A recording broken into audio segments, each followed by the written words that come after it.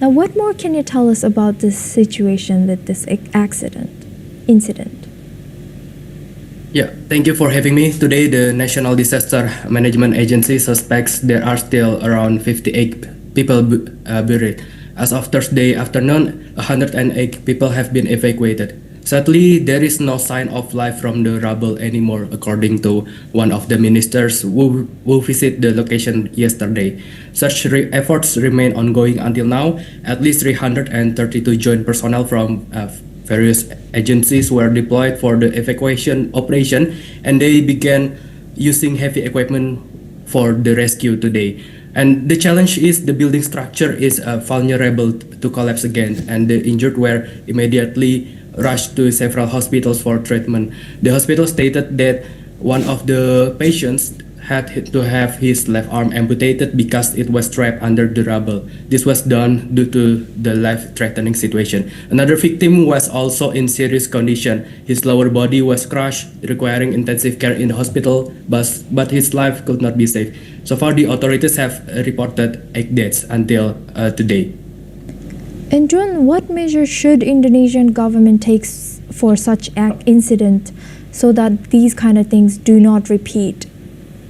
Right now, the police have to conduct an in-depth investigation into the cause, which is responsible for this incident. Sanctions must be given firmly so such incidents do not repeat. And several other cases have occurred in Indonesia in recent years, and so it is raising concern about the quality of structure buildings as well as building safety standards in Indonesia. Government permits must be tightened, and the government must socialize and strengthen safe building standards in Indonesia for the future.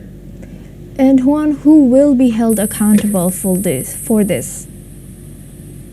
Yeah, I think the Indonesia's National Disaster Mitigation Agency suspects a construction failure, saying the foundation pillars may not have been able to support the weight of the concrete work, causing the entire structure to collapse to the ground. However, the exact cause has yet to be determined. A representative from the boarding school suggested the collapse also may have been caused by weak reinforced concrete. At the time of the incident, the building was undergoing the final stage of renovation, which involved concrete casting on the upper floor, a project that had been going for approximately 9 months.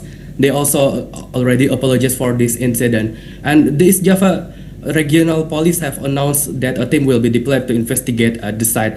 All the activities at the boarding school have been suspended until further notice, and I think one who will be held responsible is the building contractor, because so far the strong suspicion is that the building structure is poor. And lastly, Juan, did the school issue any statements yet?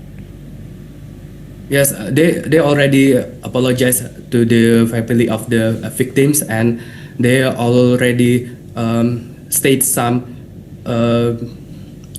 cause from about this incident. Like they said, the building was undergoing the final stage of renovation, and maybe the building construction is not good enough to hold the building, so it's collapsed.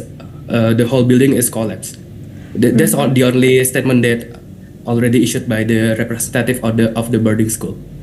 Are the parents and the victims' families, are they satisfied with just this statement?